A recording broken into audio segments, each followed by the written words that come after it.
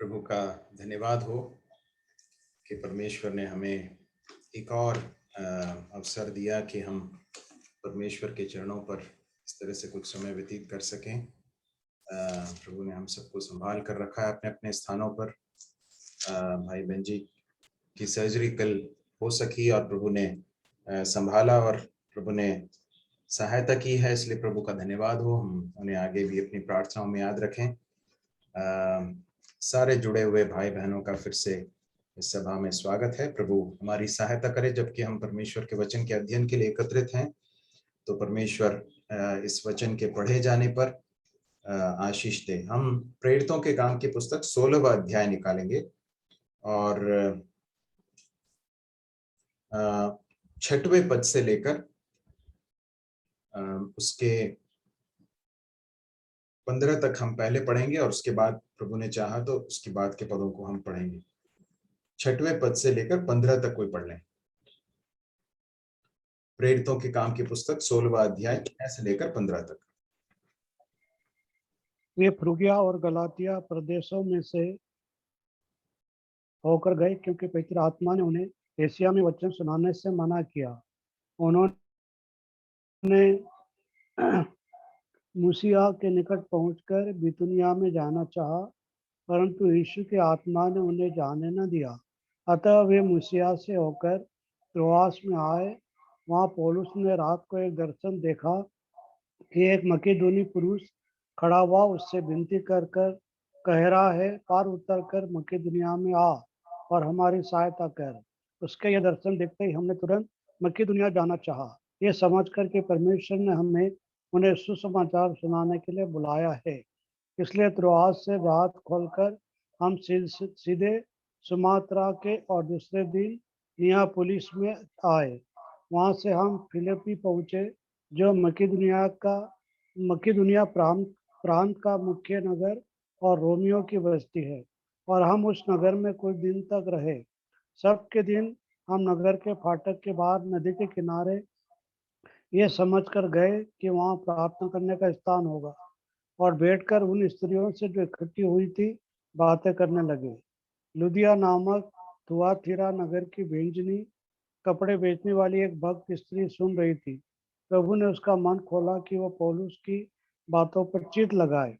जब उसने अपने घराने समेत बपतिस्मा लिया तो उसने हमसे विनती की कि यदि तुम मुझे प्रभु की विश्वास में समझते हो तो चलकर मेरे घर में रहो, और वो हमें मनाकर ले गई।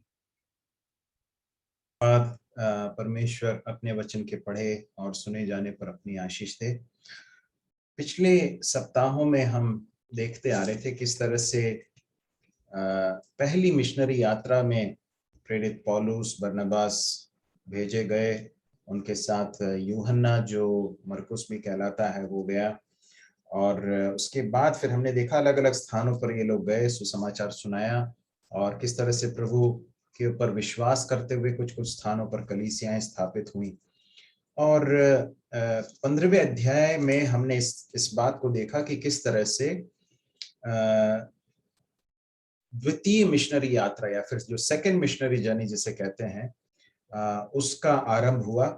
और हम देखते हैं कि उससे तुरंत पहले, जब उस यात्रा से पहले पौलुस और बरनबास के बीच में एक विवाद हुआ, और विवाद यूहन्ना या मरकुस के कारण हुआ, क्योंकि मरकुस ने जो है पहली यात्रा में पूरी यात्रा को खत्म नहीं किया था, अधूरी छोड़ दी थी उस यात्रा को, और इसलिए पौलुस उसे साथ में ले जाना नहीं चाहता था, परंतु बरनबास उसे ले जाना चाहता था, और उसके कारण उनके बीच में विवाद उठा और वे एक दूसरे से अलग हुए और दोनों अलग अलग दिशाओं में गए। उनके आपस में मतभेद थे, परंतु उसके बावजूद उन्होंने वो जो है मतभेद इस तरह का नहीं था कि वे एक दूसरे से उनका मसीही प्रेम जो है वो कम हो गया हो, परंतु एक विषय के ऊपर उनका मतभेद था, और उस मतभेद को लेते हुए, मतभेद को रखते हुए भी होते हुए भी उन्होंने प्रभु के कार्य में आगे बढ़ने का कार्य किया। परंतु ऐसा कहीं से लगता नहीं है कि उनका आपस में मसीही प्रेम जो है उसमें किसी तरह की समस्या आई हो। आगे जाकर हम देख सकते हैं कि किस तरह से बरनबास के द्वारा उस यूहन्ना जो मरकुस कहलाता है उसको प्रोत्साहित करने के कारण हम देखते हैं कि यूहन्ना जो एक समय पर ऐसा समझ में आता है कि वो थोड़ा सा पिछड़ गया था, परंतु वो फिर से परमेश्वर के लिए बहुत काम आता है, प्रभु के लिए बहुत काम आता है। और खुद पौलुस उस बात की गवाही देता आगे जाकर कि वो मेरे लिए सेवा के लिए बहुत काम का एक व्यक्ति है। तो इस बात को हम देख सकते हैं। और अब हम उसके बाद फिर हमने पिछले अध्ययन में हमने 5वें पद तक देखा था और देखा कि किस तरह से दिरबे और लुस्त्रा में वे लोग गए, वहां पर तीमुथियुस नाम का एक चेला था और उसके उस अध्ययन में हमने मसीही सेवकाई के विषय में कुछ प्रिंसिपल्स या कुछ सिद्धांतों के बारे में भी हमने परमेश्वर के वचन से सीखा था। 5वें पद में हम इस तरह से पढ़ते हैं, इस प्रकार कलीसियाएं विश्वास में स्थिर होती गईं और संख्या में प्रतिदिन बढ़ती गई। अर्थात जब परमेश्वर के लोग प्रभु के वचन के अनुसार चलने, प्रभु की आज्ञा को मानने और जहां जहां पर वे जाते थे वहां पर कलीसियाओं को स्थिर करते गए, और इस तरह से कलीसियाओं को जब वचन में स्थिर किया तो इस तरह से लिखा है, कलीसियां विश्वास में स्थिर होती गई और संख्या में प्रतिदिन बढ़ती गई। अर्थात 2 क्षेत्रों में कलीसिया का विकास हुआ, संख्या में भी और गुणवत्ता में भी। दोनों ही बहुत ही महत्वपूर्ण है। कलीसियाओं का विकास होना जरूरी है और विकास में संख्या भी जरूरी है और गुणवत्ता भी जरूरी है। तो इस बात को हम देख सकते हैं। अब जो है 6वें पद से हम इस बात को देख सकते हैं कि ये उस क्षेत्र से थोड़ा दूर अलग क्षेत्रों में जा रहे हैं, और लिखा है वे फ्रूगिया और गलातिया प्रदेशों में से होकर गए क्योंकि पवित्र आत्मा ने उन्हें एशिया में वचन सुनाने से मना किया। अब जो है इसके पहले की जो क्षेत्र है वो एशिया माइनर जो प्रांत है वो कहलाता है। उन क्षेत्रों में वे लोग सुसमाचार सुना रहे थे, परंतु यहाँ पे एक रोचक बात हमें दिखाई देती है 6वें पद में, पवित्र आत्मा ने उन्हें एशिया में वचन सुनाने से मना किया। और आगे जाकर हम देखते हैं 7वें पद में, उन्होंने मूसिया के निकट पहुंचकर बितूनिया में जाना चाहा, परंतु यीशु के आत्मा ने उन्हें जाने ना दिया। तो कुछ ऐसा समझ में आता है कि इनकी इस यात्रा में भले ही वे जा रहे हैं, अलग अलग स्थानों पर यात्रा करके जा रहे हैं, परंतु इनकी इन सारी यात्राओं में इन्हें दिशा निर्देश देने वाला एक व्यक्ति है और वो है पवित्र आत्मा। पवित्र आत्मा के भेजे गए ये लोग थे। इस बात को हम इनकी इन यात्राओं में देख सकते हैं। 13वें अध्याय में यदि हम आ जाएं, जहां से मिशनरी यात्रा आरंभ हुई, आप जरा निकाल लें 13वें अध्याय को, जहां पर हमने इस यात्रा का, पहली मिशनरी यात्रा का आरंभ देखा था। वहां पर हम देखते हैं उसके 2 पद में, जब वे उपवास सहित प्रभु की उपासना कर रहे थे तो पवित्र आत्मा ने कहा, मेरे लिए बरनबास और शाऊल को उस काम के लिए अलग करो जिसके लिए मैंने उन्हें बुलाया है। तो यहां पर भी उस बात को हम देख सकते हैं कि पवित्र आत्मा ने कलीसिया के ऊपर इस बात को प्रकट किया कि परमेश्वर ने पौलुस और बरनबास को एक विशेष कार्य के लिए बुलाया है, अलग किया है। यहाँ पर बहुत स्पष्ट समझ सकते हैं, ऐसा लिखा है, जब वे प्रभु की उपासना कर रहे थे तो पवित्र आत्मा ने कहा, ऐसा लिखा है। पवित्र आत्मा ने इस बात को प्रकट किया। किसके ऊपर प्रकट किया? निश्चित रूप से पौलुस और बरनबास को तो किया ही होगा, परंतु उसके साथ साथ लिखा है कि कलीसिया को इस तरह से कहा करके लिखा, मेरे लिए बरनबास और शाऊल को उस काम के लिए अलग करो जिसके लिए मैंने उन्हें बुलाया है। तो जो है बुलाहट के विषय में एक बहुत महत्वपूर्ण सच्चाई जो हम यहाँ पर सीख सकते हैं वो यह है कि जब परमेश्वर हमें अपनी सेवकाई के लिए एक बोझ देते हैं, एक भार देते हैं, एक बुलाहट देते हैं, तो उस बुलाहट को न सिर्फ हम पहचान पाते हैं, परंतु हमारी उस बुलाहट के विषय में परमेश्वर उस कलीसिया, स्थानीय कलीसिया को भी स्पष्टता देता है। और आगे देखते हैं कि उसके परिणाम स्वरूप 3 पद में हम पढ़ते हैं, तब उन्होंने उपवास और प्रार्थना करके और उन पर हाथ रख के उन्हें विदा किया। तो यहाँ पर पहली मिशनरी यात्रा का आरंभ ही इस तरह से हुआ कि पवित्र आत्मा ने उनसे कहा कि इस कार्य के लिए मैंने इन दोनों को चुना है, उनको अलग करो। उनकी आज्ञा को, पवित्र आत्मा की आज्ञा को मानते हुए, पवित्र आत्मा के निर्देश के अनुसार उनको अलग किया गया। और वे 4 पद में 13वें अध्याय के 4 पद को फिर ध्यान से देखें, क्या लिखा है, अतः वे पवित्र आत्मा के भेजे हुए सिलूकिया को गए। बहुत स्पष्ट है, पवित्र आत्मा के द्वारा अलग किए गए, पवित्र आत्मा के द्वारा ये बात कलीसिया के ऊपर स्पष्ट की गई कि परमेश्वर ने इन्हें एक विशेष कार्य के लिए चुना है, बुलाया है, और पवित्र आत्मा के ये लोग, पवित्र आत्मा के भेजे हुए ये लोग अलग अलग स्थानों पर यात्राएं कर रहे थे। अब इसका परिणाम क्या हुआ हम देखते हैं। जब हम 16वें अध्याय में आ गए थे, हम वहां पर देखते हैं इस तरह से लिखा है कि ये लोग कुछ किसी स्थान पर जाने की चेष्टा कर रहे थे या जाने के बारे में सोच रहे थे। तब उस समय पवित्र आत्मा ने उनसे कहा कि वहां नहीं जाना है। अब ये हमारे अधिकार क्षेत्र के बाहर है कि हम ये पूछें कि ऐसा क्यों। परमेश्वर है जो निर्धारित करते हैं कि हमें क्या करना है, कहां जाना है, कहां नहीं जाना है। तो परमेश्वर के आत्मा के नियंत्रण में अपने जीवन को व्यतीत करना, ये है हमारे जीवन की बुलाहट। ये बहुत महत्वपूर्ण है। जिस तरह से इन लोगों ने जो परमेश्वर के द्वारा, पवित्र आत्मा के द्वारा भेजे गए थे, पवित्र आत्मा के भेजे हुए, पवित्र आत्मा की आवाज को सुनते हुए वे हर कदम रखते थे, इसी तरह से हमारे जीवन में भी ये बहुत महत्वपूर्ण है कि हम पवित्र आत्मा के अनुसार दिन प्रतिदिन अपने जीवन को व्यतीत करें। बहुत ही महत्वपूर्ण मेरे प्रिय भाइयों बहनों। हम किसी भी कार्य को करने से पहले ये बहुत ही जरूरी है कि हम इस बात के प्रति स्पष्ट रहें, निश्चिंत रहें कि पवित्र आत्मा मेरे जीवन में इस बात की अगुवाई दे रहा है, पवित्र आत्मा की अगुवाई से मैं इस कार्य को कर रहा हूं। यदि हम मुझे लगता है मरकुस रचित सुसमाचार में जब हम आते हैं, वहां पर देख लें जरा,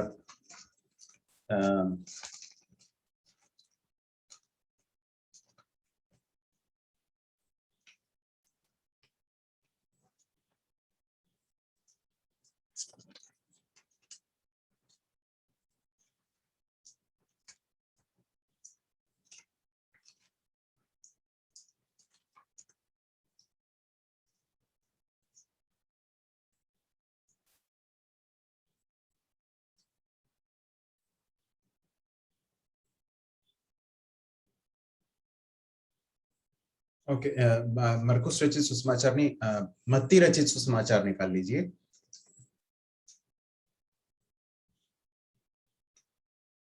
उसके 3 अध्याय को निकालें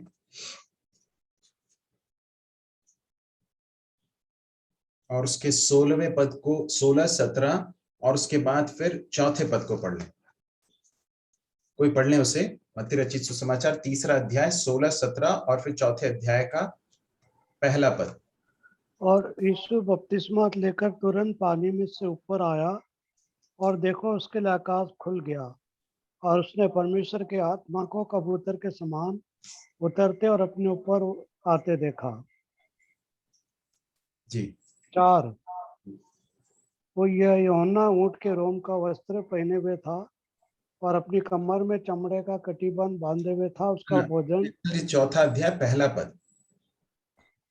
तब आत्मा यीशु को जंगल में ले गया ताकि इब्लीस से उसकी परीक्षा हो। यहाँ पर हम देखते हैं 16वें पद में लिखा है, यीशु बपतिस्मा लेकर तुरंत पानी से ऊपर आया और देखो उसके लिए आकाश खुल गया, उसने परमेश्वर के आत्मा को कबूतर के समान उतरते और अपने ऊपर आते देखा। पवित्र आत्मा के द्वारा अभिषेक किया गया, अभिषिक्त एक व्यक्ति के रूप में प्रभु यीशु मसीह को यहाँ पर प्रस्तुत किया गया है। और हम देखते हैं कि वहां पर उसके तुरंत बाद 4थे पद में लिखा, तब आत्मा यीशु को जंगल में ले गया। लूका रचित सुसमाचार उसके 3 अध्याय में आ जाएं। लूका रचित सुसमाचार उसका 3 अध्याय, उसके 4थे अध्याय को निकाल लें।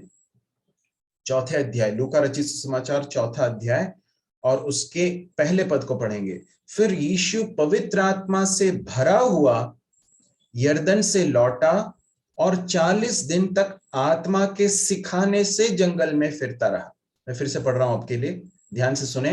फिर यीशु पवित्र आत्मा से भरा हुआ यरदन से लौटा और 40 दिन तक आत्मा के सिखाने से जंगल में फिरता रहा। बहुत स्पष्ट है, पवित्र आत्मा से परिपूर्ण प्रभु यीशु मसीह, पवित्र आत्मा के द्वारा अभिषिक्त, और यहां पर लिखा है पवित्र आत्मा से भरा हुआ। और पवित्र आत्मा से भरा हुआ प्रभु यीशु मसीह के जीवन में क्या देख सकते हैं? लिखा है, आत्मा के सिखाने से जंगल में फिरता रहा। अंग्रेजी में जो शब्द है वो है अगुवाई से। आत्मा उसको ले चल रहा था। उसी बात को हमने मत्ती रचित सुसमाचार में देखा था, इस बात को देखा कि आत्मा यीशु को जंगल में ले गया। तो ये बहुत महत्वपूर्ण एक सिद्धांत है मसीही जीवन के लिए और मसीही सेवकाई के लिए। यदि हम परमेश्वर को भाने वाला एक जीवन जीना चाहते हैं मेरे प्रिय भाइयों और बहनों, तो बहुत ही जरूरी है कि हम पवित्र आत्मा के नियंत्रण में, पवित्र आत्मा से परिपूर्ण जीवन जिए। पवित्र आत्मा से परिपूर्ण जीवन का अर्थ क्या है? पवित्र आत्मा के द्वारा लेड किया गया या फिर लीड किया गया, अगुवाई किया गया एक जीवन, जिसमें पवित्र आत्मा की आवाज को हम रोज हर क्षण सुनने के लिए बहुत ही संवेदनशील रहते हैं। जो प्रभु यीशु मसीह के साथ साथ चलते हैं, जो परमेश्वर की आवाज को सुनते हैं, रोज परमेश्वर के वचन पर ध्यान करते हैं और परमेश्वर के वचन के अनुसार चलने के लिए अपने आप को सौंपते रहते हैं, जो अपने मन में परमेश्वर से प्रार्थना करते हुए अपने दिन को व्यतीत करते हैं कि प्रभु मेरे जीवन को आप बताइए, मैं क्या करूं, मैं कहां जाऊं। मैं आपको बताना चाहता हूं, ऐसे लोगों को पवित्र आत्मा निश्चित रूप से उनसे बात करके उनको अगुवाई देता है, उनको बताता है कि उनको क्या करना है, कहां जाना है, क्या करना है, क्या नहीं करना है, कहां जाना है और कहां नहीं जाना है। तो हम प्रेरितों के काम में इस बात को जो लिखा है कि यीशु के पर पवित्र आत्मा ने उन्हें एशिया में वचन सुनाने से मना किया, फिर उन्होंने मूसिया में जाकर बितुनिया में जाना चाहा तो यीशु के आत्मा ने उन्हें जाने ना दिया। इसका तात्पर्य क्या है? इसका तात्पर्य सीधा सीधा अर्थ ये है कि परमेश्वर के आत्मा के आवाज के प्रति ये लोग बहुत संवेदनशील थे। They were very sensitive to the prompting of the Holy Spirit. पवित्र आत्मा उनको जो बातें करता था, उनसे उस बात को सुनने के लिए वे बहुत संवेदनशील थे, सेंसिटिव थे। इसलिए उनको तुरंत समझ में आ गया, उनको अपने आत्मा में ये समझ में आया कि परमेश्वर का आत्मा उन्हें उस स्थान में जाने से रोक रहा है। मेरे प्रिय भाइयों और बहनों, हर कदम जो हम उठाते हैं वो जरूरी नहीं है परमेश्वर की इच्छा के अनुसार। ये बहुत जरूरी है समझना इस बात। मैं आपको फिर बताना चाहता हूं, ये लोग क्या कुछ ऐसा कार्य करने जा रहे थे जो परमेश्वर की दृष्टि में ठीक नहीं है? ऐसा कुछ है क्या? नहीं है, बिल्कुल नहीं। बहुत स्पष्ट है कि ये लोग क्यों जा रहे हैं। वहां जाकर वचन सुनाना चाहते हैं, सुसमाचार सुनाना चाहते हैं, परमेश्वर के राज्य के कार्य के लिए लोग जाना चाहते हैं। परंतु यहां लिखा है कि पवित्र आत्मा ने उन्हें मना किया। आगे जाकर लिखा, यीशु की आत्मा ने उन्हें जाने न दिया। ऐसा क्यों? देखिए, कई बार हमारे मन में ऐसा एक विचार रहता है कि खुला हुआ द्वार परमेश्वर की ओर से एक रास्ता है। हर खुला हुआ द्वार जरूरी नहीं है परमेश्वर के ओर से एक अगुवाई का एक रास्ता हो। बहुत ही जरूरी है कि हम परमेश्वर के आत्मा के प्रति संवेदनशील रहें, हम प्रार्थना पूर्वक अपने जीवन को व्यतीत करें।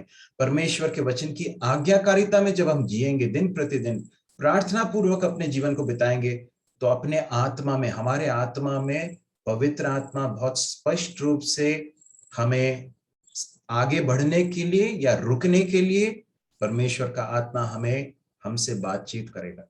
ये कैसा होता है? ये वो लोग अनुभव कर सकते हैं जो प्रभु के साथ साथ चलते हैं।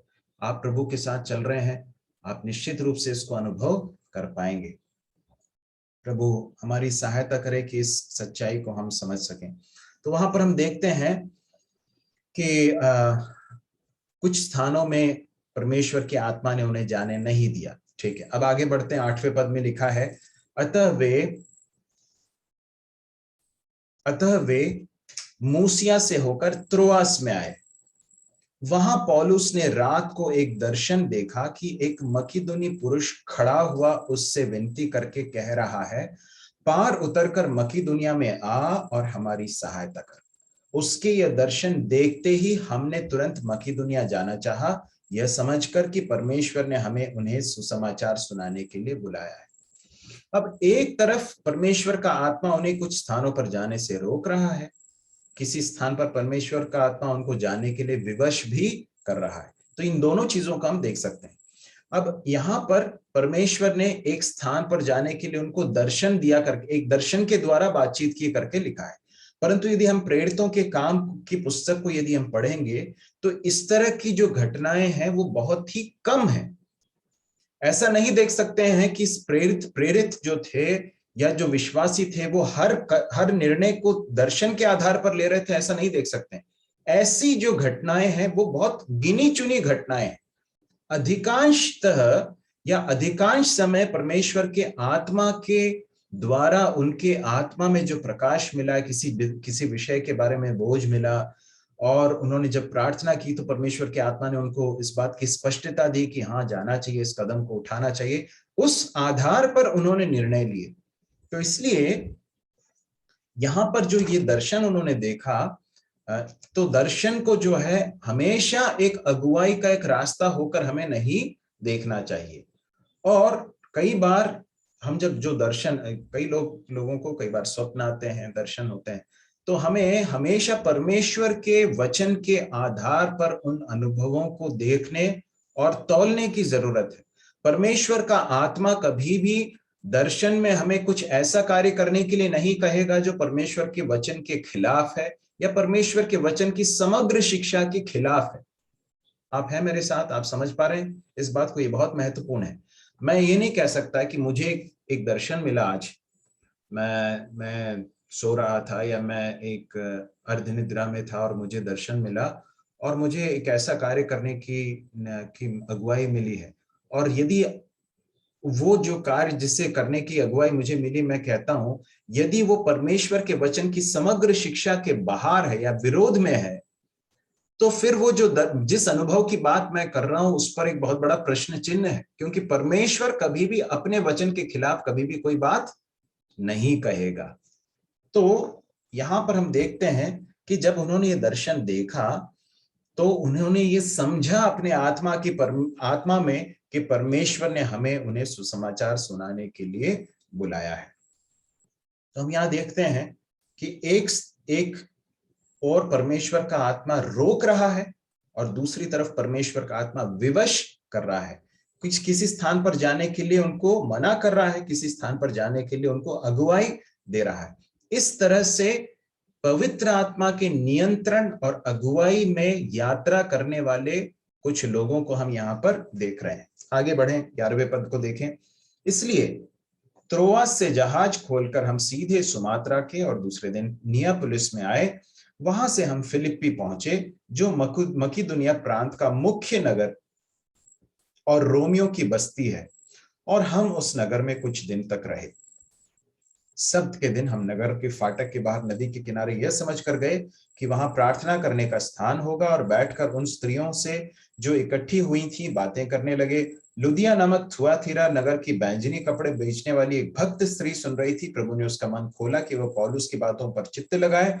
जब उसने अपने घराने समेत बपतिस्मा लिया तो उसने हमसे विनती की, यदि तुम मुझे प्रभु की विश्वासिनी समझते हो तो चलकर मेरे घर में रहो, और वह हमें मनाकर ले गई। अब यहाँ पर क्या हो रहा है?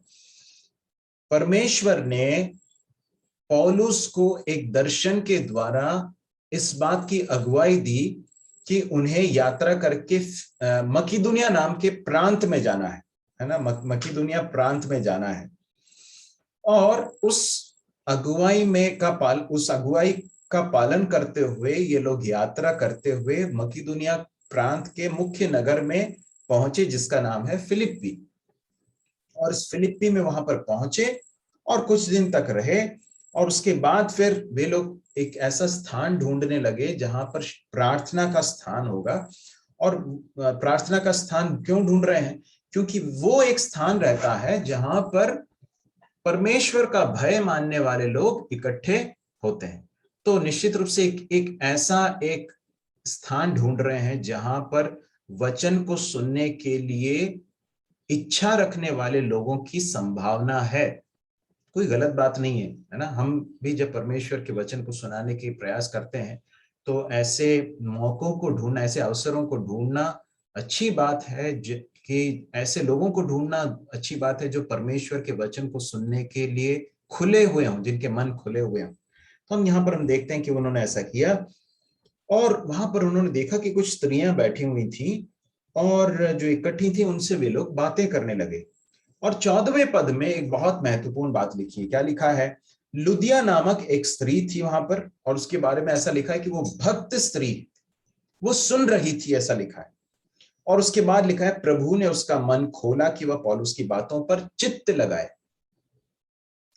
देखिए, पहली बात तो यह कि वो भक्त स्त्री थी, और फिर लिखा है कि वो सुन रही थी।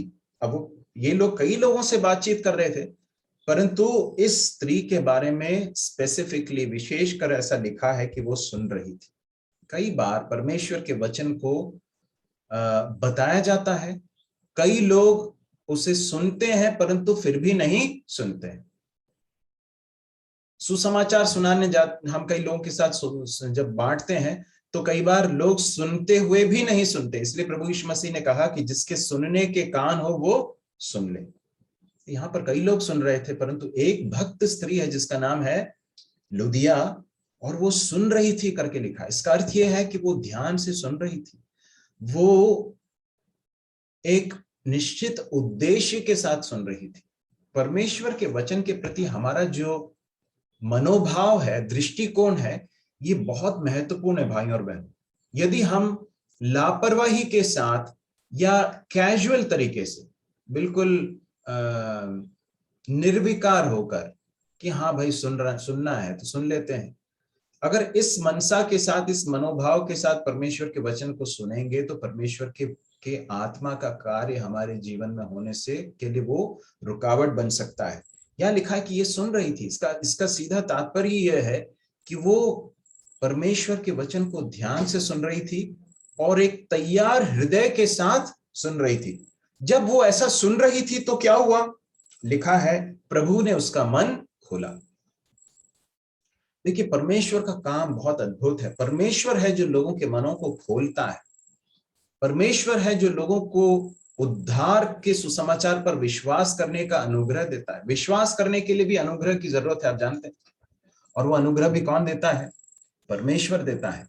परंतु बहुत जरूरी है कि हम परमेश्वर के वचन को एक ऐसे हृदय के साथ सुने जो कि मानने के लिए तैयार है। तो यहाँ पर हम देखते हैं कि ये स्त्री सुन रही थी और प्रभु ने उसका मन खोला कि वह पौलुस की बातों पर चित्त लगाए। अपने हृदय को पौलुस जो बातें कह रहा है, सुसमाचार सुना रहा है, उस पर अपने चित्त को लगाने के लिए परमेश्वर ने उसके हृदय को खोला, उसके मन को खोला। हम जब सुसमाचार सुनाते हैं, हमारी भी ये प्रार्थना होनी चाहिए, हमारी ये इच्छा होनी चाहिए कि हम जिनसे बातें कर रहे हैं, परमेश्वर प्रभु उनके मन को खोले। जिस तरह से लुदिया के मन को प्रभु ने खोला, उनके मनों को भी प्रभु खोले। हम अपने जो रिश्तेदार हैं जिन्होंने प्रभु को अभी तक नहीं जाना है, क्या हम उनके लिए प्रार्थना करते हैं, प्रभु जिस तरह से आपने लुदिया के मन को खोला वैसे उनके मन को खोलें ताकि वो आपके वचन पर चित्त लगा सकें। हम इस तरह से प्रार्थना करें और हम इस बात को याद रखें कि जब तक परमेश्वर का आत्मा इस तरह से कार्य नहीं करता तब तक लोग समझ नहीं सकते हैं। लिखा है कि प्रभु ने मन को खोला और उसके बाद लिखा है कि जब उसने अपने घराने समेत बपतिस्मा लिया। तो निश्चित रूप से इसके बीच में कुछ बात घटी है। कई बार परमेश्वर के वचन में सारी घटनाओं को विस्तार से नहीं बताया जाता है।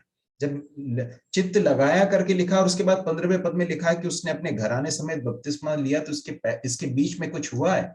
उसने सुसमाचार को सुना, उसके घराने ने सुना और उन्होंने विश्वास किया और उसके आधार पर उन्होंने बपतिस्मा लिया। और जब बपतिस्मा लिया उसके बाद उसने क्या कहा? उसने विनती की, यदि तुम मुझे प्रभु की विश्वासी नहीं समझते हो तो चलकर मेरे घर में रहो। प्रभु यीशु मसीह पर विश्वास किया, अपने घराने समेत विश्वास किया, बपतिस्मा लिया। मैं एक बार फिर से बताना चाहता हूं, हम में से जितनों ने प्रभु यीशु मसीह पर विश्वास किया है, हमारा वो विश्वास जो है वो किस तरह से स्थानीय कलीसिया को प्रकट होता है, किस तरह से हम उसकी गवाही सार्वजनिक रूप से देते हैं। जब हम बपतिस्मा लेकर प्रभु की आज्ञा को मानते हैं तो हम प्रत्यक्ष रीति से सबके सामने इस बात का अंगीकार कर रहे हैं कि मैं प्रभु यीशु मसीह का शिष्य हूं, मैं प्रभु यीशु मसीह की शिष्य हूं। और जब हम ऐसा करते हैं तो क्या होता है? वो हमारे अंदर जो कुछ हुआ है, परमेश्वर ने कार्य किया है, उसके बारे में हम सार्वजनिक रूप से लोगों को गवाही दे रहे हैं। तो इन्होंने भी ये किया, उन्होंने बपतिस्मा लिया, और उसके बाद फिर हम देखते हैं कि वो विनती कर रही है किनसे, इन प्रभु के लोगों, प्रभु के दासों से, पौलुस और सीलास से वो कह रही है, क्या कह रही है, कहती है कि यदि तुम मुझे प्रभु की विश्वासिनी समझते हो तो चलकर मेरे घर में रहो। मेरे प्रिय भाई और बहनों, प्रभु यीशु मसीह पर विश्वास करने वाले एक व्यक्ति के जीवन में एक लक्षण दिखाई देगा। वो क्या है मालूम है? प्रभु के लोगों के प्रति प्रेम, प्रभु के लोगों के प्रति अतिथि सत्कार करने का एक हृदय। ये बहुत स्वाभाविक एक परिणाम है। यदि हमने प्रभु को जाना है तो प्रभु के लोगों के प्रति हमारे हृदय के अंदर स्वाभाविक रूप से एक प्रेम जगने लगेगा और बढ़ने लगेगा। फिर चाहे वो किसी भी जाति के या भाषा के या किसी भी देश के रहने वाले क्यों ना हो, जब एक विश्वासी को हम देखेंगे तो हमारे हृदय के अंदर उस व्यक्ति के प्रति प्रेम उमड़ेगा। वो स्वाभाविक मानुषिक प्रेम नहीं है, परंतु वो ईश्वरीय प्रेम है, जिसके द्वारा हम इस बात को समझने लगते हैं कि ये मसीह में मेरा भाई है, मसीह में मेरी बहन है ना। तो हम यहाँ देखते हैं इस व्यक्ति, इस बहन के लिए, इस स्त्री के लिए और उसके परिवार के लिए, ये लोग तो अनजान लोग हैं, किसी दूसरे स्थान से आए हुए, दूर से आए हुए हैं, परंतु यहाँ वो कहती है कि यदि तुम मुझे प्रभु की विश्वासी नहीं समझते हो तो चलकर मेरे घर में रहो। और वो लेकर गई और वो उनके साथ जाकर ये लोग रहते हैं, उनके घर में जाकर रहते हैं। तो एक मसीही, एक शिष्य के जीवन में परमेश्वर के लोगों के प्रति प्रेम और प्रभु के लोगों के प्रति अतिथि सत्कार करने का एक हृदय, इस बात का की एक सच्चाई को हम यहाँ पर देख सकते हैं। आगे बढ़ें, आगे बढ़ेंगे। उसके 16 से लेकर 24 तक कोई पढ़ लें जल्दी से।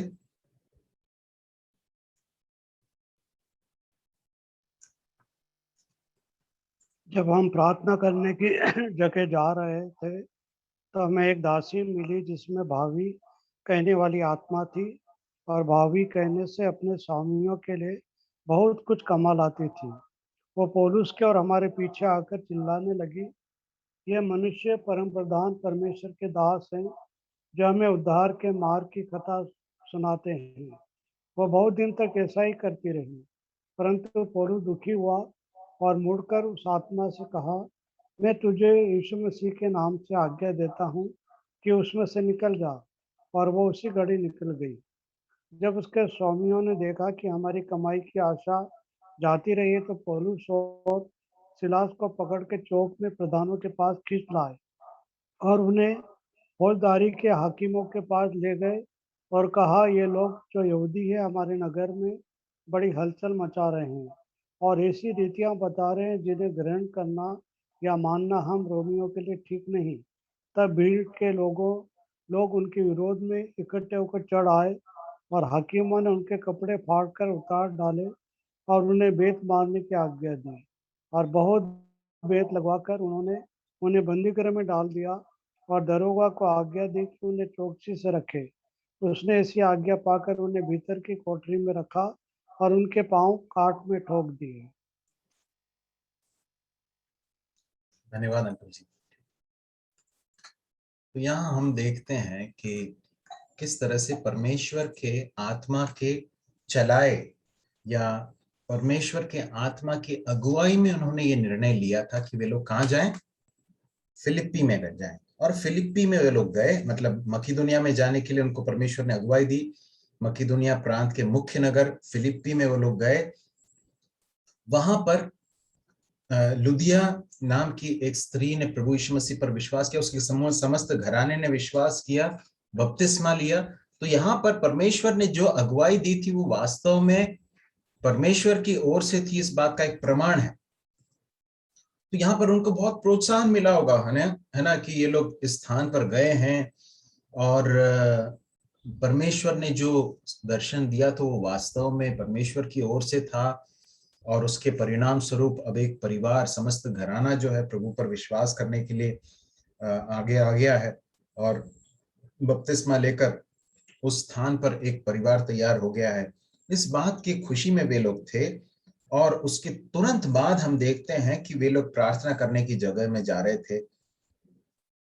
तो कुछ दिन तक वहां ये लोग रहे होंगे और वे लोग प्रार्थना करने की जगह में जा रहे हैं, और वहां पर उनको एक दासी मिलती है जिसमें भावी कहने वाली आत्मा थी, और भावी कहने से अपनी स्वामियों के लिए बहुत कुछ कमा लाती थी। उन दिनों में दास प्रथा प्रथा थी, और हम देखते हैं कि एक ऐसी लड़की है जिसके अंदर एक ऐसी दुष्टात्मा है। ये आत्मा जो लिखा है ये परमेश्वर की ओर से नहीं है, परंतु एक दुष्टात्मा है जो उसके अंदर इस तरह से कार्य करती थी कि लोगों के जीवन में आगे क्या होने वाला है इसके विषय में वो दुष्टात्मा उसके द्वारा बताता था। और इसके कारण क्या होता था, इसके जो स्वामी थे वो उनको बहुत पैसा मिलता था। ये कमाने का एक साधन था उनका। देखिए, हम कई बार भावी कहने वाले लोगों के बारे में कई बार ऐसा सोचते हैं कि उनको कुछ विशेष ज्ञान है, और कई बार कई लोग भविष्य भविष्य बताने वाले लोगों के बारे में ये भी सोचते हैं कि परमेश्वर की ओर से उनको वो जो वरदान मिला है। परंतु जरूरी नहीं है कि सारे लोग परमेश्वर के द्वारा किसी विषय को बताकर जो है उस बात को कह रहे हों। बहुत सारे ऐसे लोग इस संसार में हैं जो शैतान के नियंत्रण में, पवित्र आत्मा के नहीं परंतु दुष्टात्मा के नियंत्रण में होकर इस तरह के कार्यों को करते हैं। कई बार उनकी जो बातें कही जाती हैं वो कई बार सटीक होती हैं, कई बार सही साबित होती हैं, और इसलिए शैतान के द्वारा ये जो झूठ का महल खड़ा किया जाता है वो लोग उस पर विश्वास करके इस तरह के लोगों के पीछे चलने लगते हैं। तो यहाँ पर हम देखते हैं कि एक एक एक लड़की है जिसके अंदर दुष्टात्मा है, और उस लड़की के अंदर वो जो दुष्टात्मा है वो लोगों को धोखे में डाल रहा है। शैतान हमेशा यही करता है, आप जानते हैं। शैतान का काम हमेशा लोगों को सच्चाई से दूर रखना है, और सच्चाई से दूर रखने के लिए फिलिप्पी के लोगों को सच्चाई से दूर रखने का तरीका शैतान ने क्या ढूंढा, उनको भविष्य भावी कहने वाले या भविष्य में क्या होने वाला है उसके बारे में कहने वाले एक दुष्टात्मा के द्वारा लोगों को अंधकार में फंसा कर।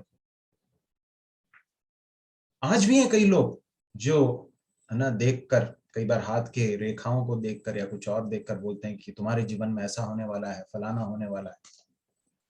क्या ये कई बार सही साबित होता, कई बार सही साबित भी होता है, लेकिन जरूरी नहीं है कि परमेश्वर के आत्मा के आधार पर या नियंत्रण में वो हो रहा हो। यहाँ से इस घटना के आधार पर हम समझ सकते हैं कि शैतान भी इस तरह के धोखे लोगों को देता है।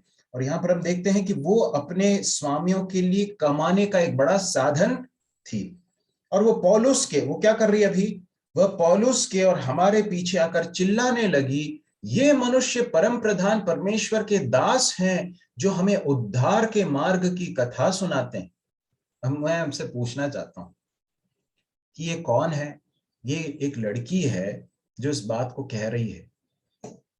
किस क्यों कह रही है?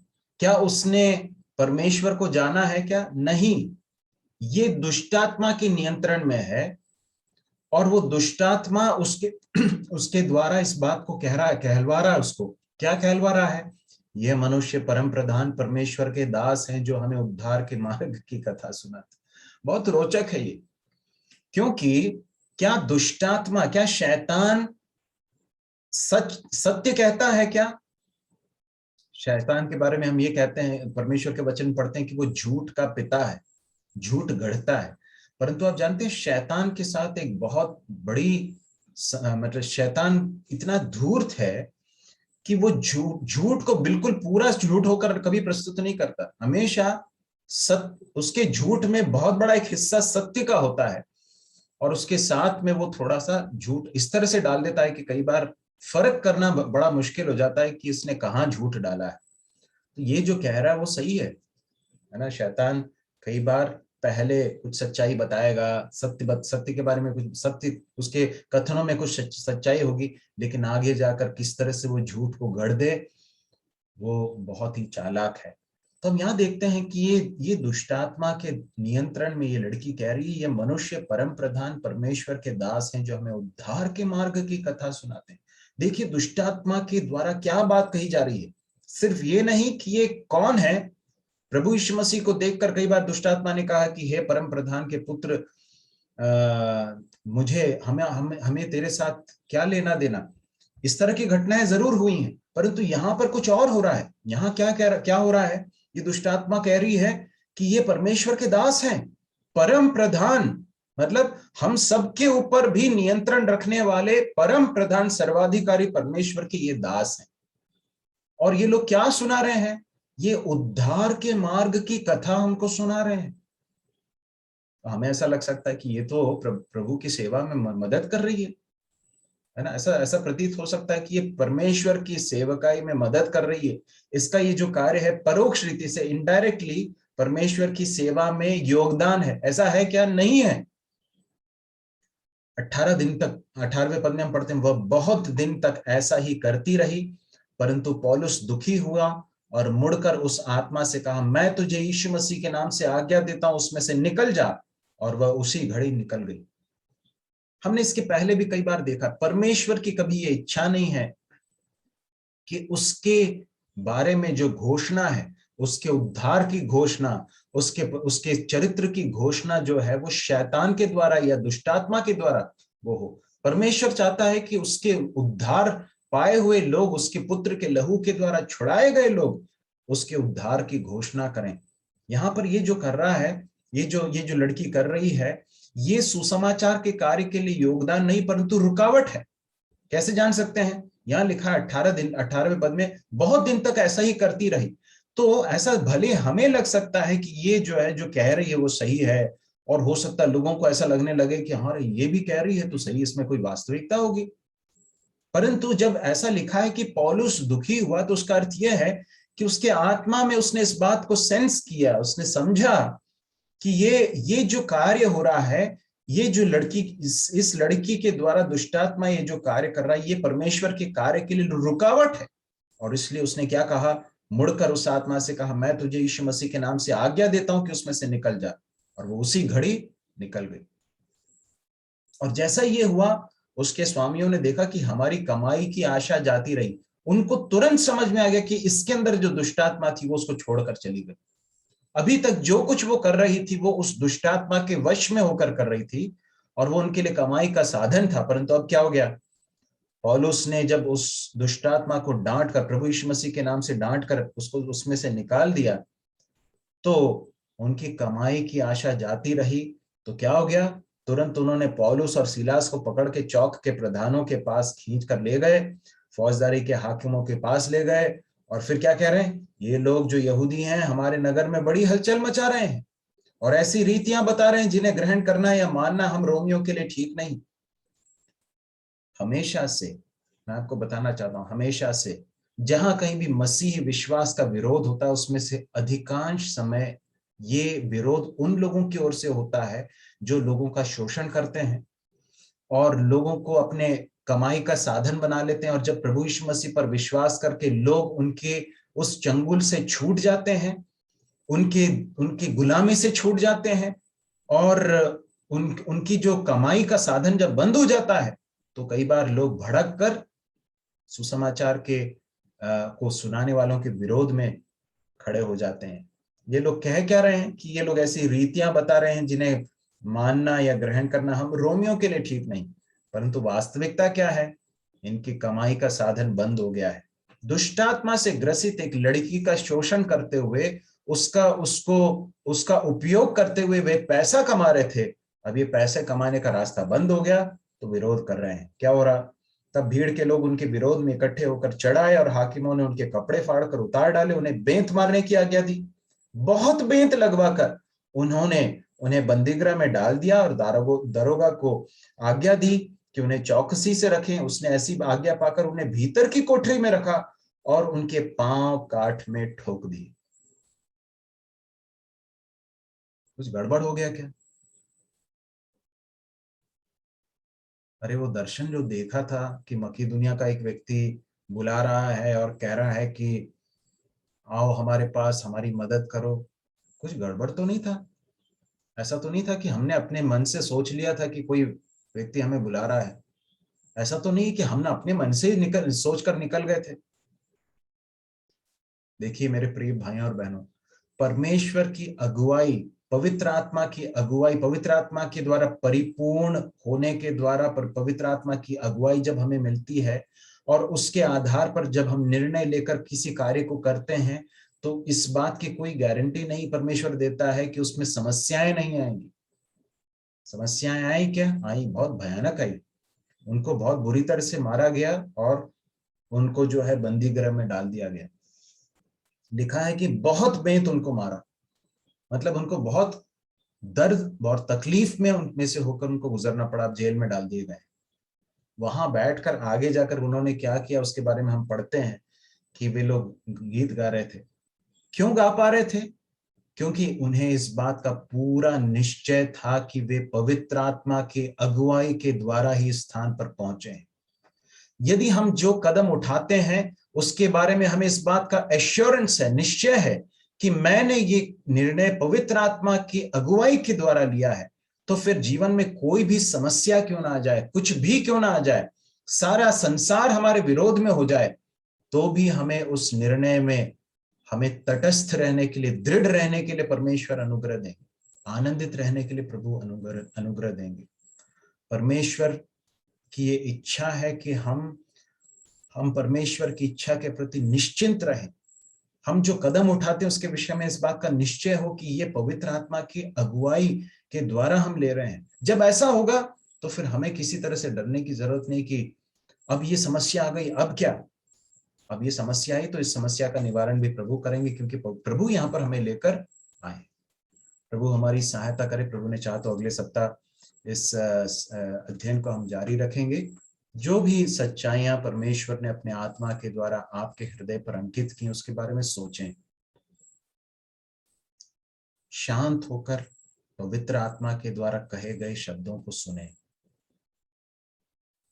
कई बार हम वचन को सुनते तो हैं, परंतु जिस तरह से उस स्थान पर कई लोग सुन रहे थे, परंतु एक स्त्री थी, जो भक्त स्त्री थी, जो बहुत ध्यान से सुन रही थी और परमेश्वर ने उसके हृदय को खोला कि वो पौलुस की बातों पर चित्त लगाए। क्या हम परमेश्वर के वचन जो हमारे पास आज पहुंचा है उस पर अपना चित्त लगाएंगे? प्रभु क्या कहना चाहता है, मुझसे क्या कहना चाहता है? क्या जीवन का कोई ऐसा क्षेत्र प्रभु ने दिखाया है जहां पर मैं पवित्र आत्मा की आवाज के प्रति अनाज्ञाकारी होकर जी रहा हूं या जी रही हूं? यदि कुछ भी ऐसा दिखाई देता है तो आज उसको सेटल करने की जरूरत है। आज उसके विषय में एक निर्णय लेने की जरूरत है कि प्रभु मैं इसे आपके हाथों में सौंपती हूँ। प्रभु मैं इस कार्य को करूंगा या करूंगी, प्रभु मैं इस कार्य को नहीं करूंगा या नहीं करूंगी।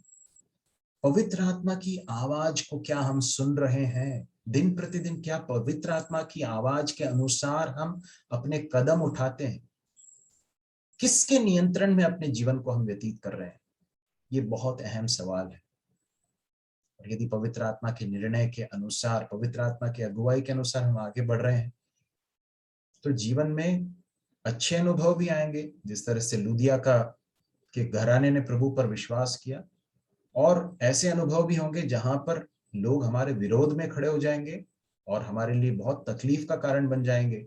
परंतु इन दोनों अनुभवों में आनंदित रहने के लिए और प्रभु पर भरोसा करने के लिए प्रभु हमें अनुग्रह देगा। सिर्फ एक ही बात महत्वपूर्ण है कि हम पवित्र आत्मा की अगुवाई के तहत अपने कदम उठाएं। प्रभु हमारी सहायता करे। कोई भी एक भाई प्रार्थना करके इस सभा को समाप्त करें और हम सभी को भी प्रभु के चरणों में सौंपें। प्रभु हमारी सहायता करें।